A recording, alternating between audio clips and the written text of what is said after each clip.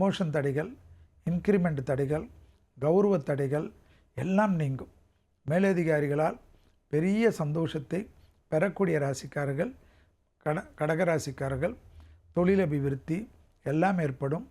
மனக்குறைகள், மன அழுத்தம், ஏதாவது ஒன்று யோசித்து கொண்டே இருப்பது, வயிற்றில் ஏற்படக்கூடிய கோளாறுகளால் தூக்கமின்மையெல்லாம் ஏற்படும். அந்த ஒரு விஷயத்தில் மட்டும் கவனம். அதே சமயம் அரசுத்துறை, அரசியல்வாதிகள் மிகப்பெரிய கௌரவத்திற்கும் மிகப்பெரிய சந்தோஷத்திற்கும் ஆட்படக்கூடிய அற்புதமான காலகட்டம். எடுத்த காரியங்களில் ஜெயம் ஏற்படும். இழுபறியாக இருந்த நிலைமை படிப்படியாக மாறும்.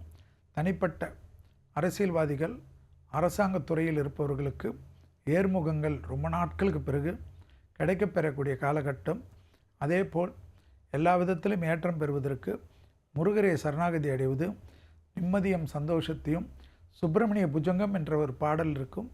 அதை கேட்க கேட்க எல்லாவற்றத்திலும் ஏற்றத்தையும் நம்பிக்கையும் பெறக்கூடிய ராசிக்காரர்கள் கடகராசிக்காரர்கள். கொடுத்த வாக்கை குடும்பத்திலும் வெளிவட்டாரத்திலும் காப்பாற்றக்கூடிய நல்ல காலகட்டம்.